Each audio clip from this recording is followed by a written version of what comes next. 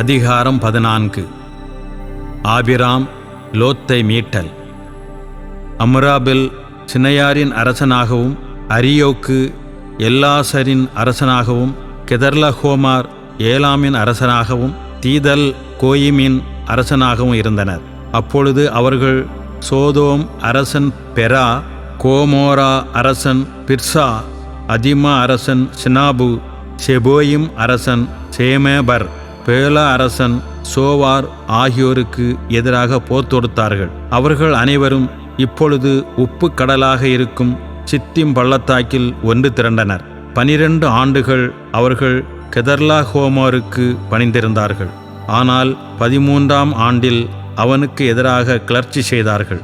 14ஆம் ஆண்டில் கெதர்லகோமரும் அவனுடன் இருந்த அரசர்களும் வந்து அஸ்தரோத்து கர்னயேமில் இருந்த ராபாவியரையும், காமில் இருந்த சூசியரையும், சாவே கிரியத்தாயிமில் இருந்த ஏமியரையும், சேயிர் மலைப்பகுதியில் இருந்த ஓரியரையும், பாலை நிலத்தின் எல்லையிலிருந்த எல்பாரான் வரை துரத்தி சென்று முறியடித்தார்கள்.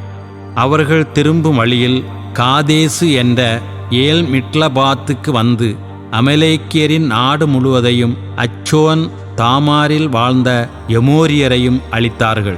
அப்பொழுது சோதோம் அரசனும், கோமோரா அரசனும், அதிமா அரசனும், செபோயிம் அரசனும், பேலா அரசன் சோவாரும் ஆகிய 5 அரசர்களும் சென்று ஏலாம் அரசன் கெதர்லஹோமார், கோயிம் அரசன் திதால், சினையார் அரசன் அம்ரபெல், எல்லாசர் அரசன் அரியோக்கு ஆகிய 4 பேருக்கு எதிராக சித்திம் பள்ளத்தாக்கில் போர் தொடுத்தார்கள்.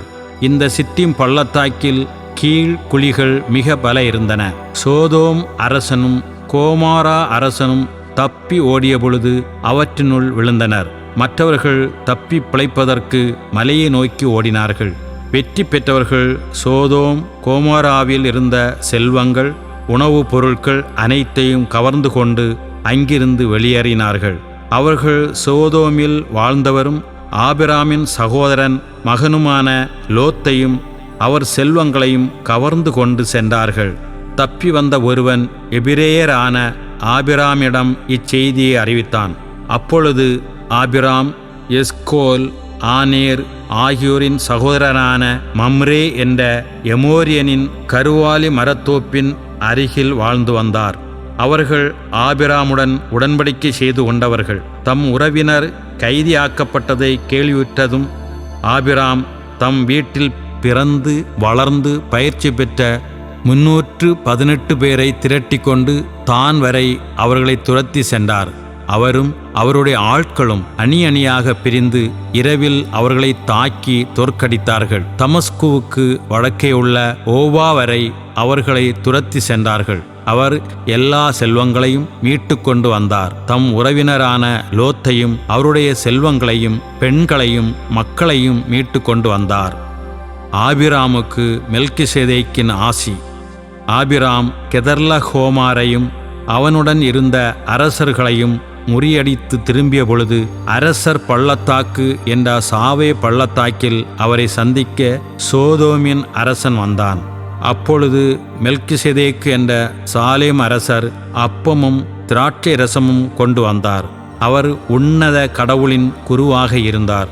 அவர் ஆபிராமை வாழ்த்தி, விண்ணுலகையும் மண்ணுலகையும் தோற்றுவித்த உன்னத கடவுள் ஆபிராமுக்கு ஆசி வழங்குவாராக. உன் எதிரிகளை உன்னிடம் ஒப்படைத்த உன்னத கடவுள் போற்றப் பெறுவாராக என்றார். அப்பொழுது ஆபிராம் எல்லாவற்றிலிருந்தும் அவருக்கு 10 1 பங்கை கொடுத்தார். சோதோம் அரசன் ஆபிராமிடம், ஆட்களை என்னிடம் ஒப்படைத்துவிடும், ஆனால் செல்வங்களை நீரே வைத்து கொள்ளும் என்றான். அதற்கு ஆபிராம் சோதோமின் அரசனிடம், விண்ணுலகையும் மண்ணுலகையும் தோற்றுவித்த உன்னத கடவுளாகிய ஆண்டவருக்கு ஆணையிட்டு கூறுகிறேன், நான் தான் ஆபிராமை செல்வன் ஆக்கினேன் என்று நீர் சொல்லாதபடி உமக்குரிய அனைத்திலிருந்தும் ஒரு நூல் துண்டையோ காலணி வாரையோ நான் எடுத்துக்கொள்ள மாட்டேன். இளைஞர்கள் உண்டதை தவிர வேறு எதுவும் எனக்கு வேண்டாம். ஆனால் என்னுடன் வந்த ஆனேர், எஸ்கோல், மம்ரே ஆகியோர் தங்களது பங்கை எடுத்துக்கொள்ளட்டும் என்றார்.